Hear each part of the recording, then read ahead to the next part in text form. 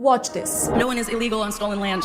Yeah, it's just really hard to know what to say and what to do right now. ये Billie Eilish हैं, world famous American singer, song और multiple Grammy winner. I hope आप में से काफी लोग इन्हें जानते होंगे। और इस बार ग्रैमीज के स्टेज पर अवार्ड जीतने के बाद उसने सिर्फ थैंक यू बोलकर स्पीच खत्म नहीं की, बल्कि आईसीई यानी United Nations immigration and customs enforcement agency के एक्शन के खिलाफ ओपनली आवाज उठाई। बिली ने कहा कि चुप रहना अब ऑप्शन नहीं है, हमें बोलना होगा, लड़ना होगा, प्रोटेस्ट करना होगा, क्योंकि आवाज मैटर करती है और लोग मैटर करते हैं। उसने क्लियरली बोला nobody is illegal on stolen land. वही नेटिव अमेरिकन वाला। खैर साथ में बिली का मैसेज ये भी था कि ये सिर्फ म्यूजिक नाइट नहीं थी, ये इनजस्टिस के खिलाफ रेजिस्टेंस की नाइट थी। और बिली अकेली नहीं थी। ग्रैमीज के रेड कारपेट से लेकर स्टेज तक कई आर्टिस्ट ने आईज आउट पिन्स पहने और क्लियर सिग्नल दिया कि ये सिर्फ फैशन स्टेटमेंट नहीं, पॉलिटिकल स्टैंड है। खेलानी फिन्यूज जो कि बिली आइलिश के भाई है, ब्रैंडी कलाइल जैसे सिंगर्स ने ओपनली बोला कि जो इमिग्रेंट्स के साथ हो रहा है वो सिर्फ अमेरिका का इशू नहीं बल्कि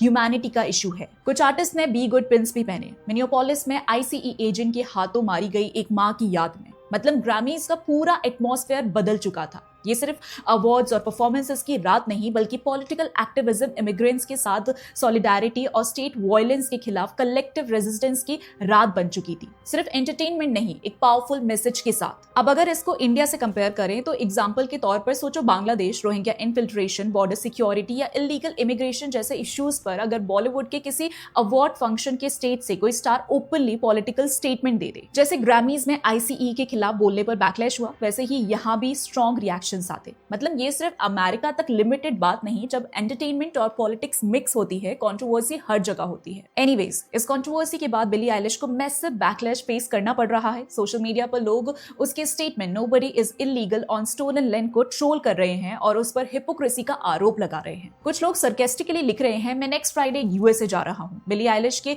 मलीबू मेंशन में शिफ्ट होने, क्योंकि स्टोलन लैंड पर कोई इलीगल नहीं होता। कुछ यूजर्स ने पॉइंट आउट किया कि बिली का $14 मिलियन का एलए मेंशन भी उसी जमीन पर बना है जहां कभी टोंगवा ट्राइब्स रहते थे। तो सवाल ये उठाया जा रहा है कि क्या वो अपना घर वापस करेंगी? एक्टिविज्म अपनी जगह है, लेकिन लॉ ऑफ द लैंड का क्या? आईसीई क्या कर रहा है? कौन लीगल कौन इलीगल? कोई किसी देश में किस तरह प्रवेश करता है ये उस देश का निजी मामला है। लेकिन दिक्कत यहाँ ये आती है कि हॉलीवुड में जो ट्रेंड चलता है वह कुछ समय बाद बॉलीवुड में भी चलता है। पॉलिटिकल करेक्टनेस के नाम पर अक्सर लॉ ऑफ द लैंड का इसी तरह मजाक बनाया जाता है। ऐसे में कुछ low quality entertainer turned activist यहाँ भी हैं। कुछ अपने भाईजान से शादी कर बैठे हैं तो कुछ फेक न्यूज फैलाए जा रहे हैं। आपका क्या ख्याल है? कमेंट करके बताएं। मैं जरा जस्टिन बीबर का परफॉर्मेंस देखकर आती हूँ।